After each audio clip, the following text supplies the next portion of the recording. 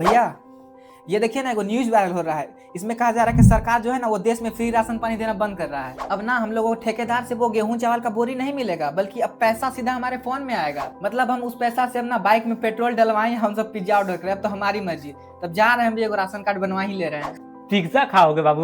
जब सोच भी रहे ना कि अपना पैसा से मतलब पेट्रोल भरा लेंगे बाइक का या मोबाइल रिचार्ज कर लेंगे, तो भूल जाओ, ठीक है? तुम अपना 1 रुपया का पैसा का भी ना चाय का पत्ती तक नहीं खरीद सकते हो। मतलब ये क्या बात हुई? अगर पैसा मेरे खाते में आता है तो मुझे कहीं भी यूज करें, मेरा यूपीआई तो जिंदाबाद है और सरकार को तो घंटा पता नहीं चलेगा। अच्छा बाबू, यही तो असली गेम है। सरकार जो तुम्हारे बैंक खाता में पैसा भेज रही है ना, वो असली पैसा नहीं होगा, ठीक है? उसको तकनीकी भाषा में प्रोग्रामेबल डिजिटल करेंसी कहते हैं, मतलब CBDC। और भी आसान भाषा में समझना है ना, तो जो सरकार तुम्हारे पास पैसा भेज रही है फोन में, उसमें ना एक तरह से डिजिटल लॉक लगा रहेगा। डिजिटल ताला? मतलब हम उससे पैसा ही नहीं निकाल पाएंगे? नहीं भाई, ये पैसा ना सिर्फ और सिर्फ रजिस्टर्ड राशन के दुकान पर ही काम करेगा। और अगर तुम किसी और पेट्रोल पंप या किसी दुकान पर इसका बारकोड पे स्कैन करते हो तो ये ट्रांजैक्शन फेल हो जाएगा। इसे ऐसे समझो कि यह कोई पैसा नहीं है, बल्कि डिजिटल फूड कूपन है, जो सरकार तय करती है ना एक कूपन के हिसाब से कि ये मतलब राशन लेना है, वही राशन ले सकते हो, वो भी रजिस्टर्ड दुकान से ही। अच्छा, मतलब ये जो नेशनल फूड सिक्योरिटी एक्ट के तहत जो हमारा राशन का हक है, इसे सरकार खत्म नहीं कर रही है। लेकिन मुझे समझ में ना आया, सरकार को ये सब झंझट लाना है क्यों? पुराना पीडीएस सिस्टम से ही तो राशन या फिर हमने डायरेक्ट कैश दिया जा सकता है। भाई पुराने पीडीएस में ना बहुत ज्यादा लीकेज होता था। लीकेज बोले तो? लीकेज मतलब ठेकेदारों द्वारा जो चोरी कर लिया जाता है, जो बांटता है वो कुछ घपला करता है, फिर ट्रांसपोर्टेशन में मतलब इस तरह का जो फालतू में बर्बाद होता था, बहुत ज्यादा होता था। भाई तुम्हें पता है, योजना आयोग की एक रिपोर्ट के मुताबिक गरीबों तक 1 रुपया का राशन पहुंचाने में ना सरकार का 3.65 रुपीज खर्च होता था। हाँ, और ना इसमें इंक्लूजन एक्सक्लूजन एरर भी ना बहुत था। इसे आसान भाषा में कहे ना तो मतलब जो सच में गरीब था उसे राशन नहीं मिल रहा था, और जिसके घर में कार खड़ी हो वो फ्री राशन का ना आनंद ले रहा था। वैसे पीडीएस सिस्टम को सुधारने के लिए पहले भी कई राज्यों ने अलग अलग मॉडल निकाले थे।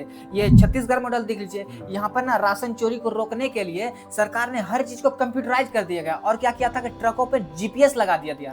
यहाँ राजस्थान मॉडल भी आया था। इसमें क्या किया गया था ना, हर एक राशन की दुकानों को अन्नपूर्णा भंडार यानी कि मिनी सुपरमार्केट बना दिया गया था, ताकि लोगों को ना साफ और अच्छा अनाज मिल सके।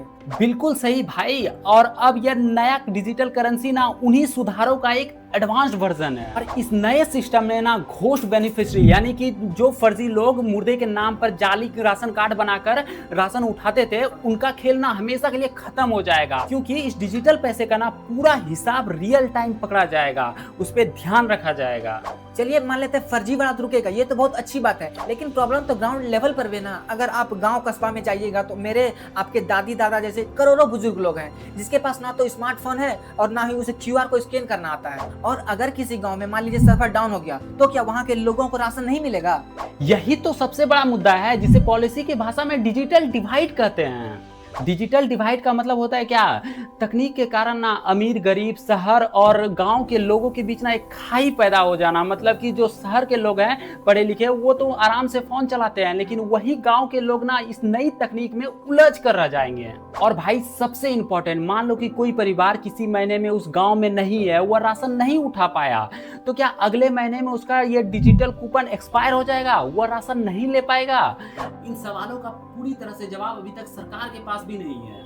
तो क्या इस न्यू सिस्टम को तुरंत ही पूरे देश में लागू कर दिया जाएगा? अभी नहीं, अभी तो सिर्फ चंडीगढ़ में इसका पायलट प्रोजेक्ट शुरू हुआ है। पायलट प्रोजेक्ट का मतलब होता है ना कि पूरे देश में लागू करने से पहले ना किसी एक शहर में ट्रायल या टेस्टिंग करना कि यह सिस्टम पूरी तरह से काम कर रही है कि नहीं।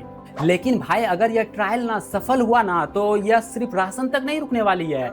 जैसे कि तुम्हारी स्कॉलरशिप का पैसा, फिर एलपीजी गैस सिलेंडर का पैसा, फिर जो खेत में किसानों को दिया जाता है खाद में, उसमें सब्सिडी, इन सभी पे इसी डिजिटल प्रोग्रामिंग का इस्तेमाल किया जाएगा। मतलब भारत का पूरा सिस्टम ना एक तरह से बदल दिया जाएगा।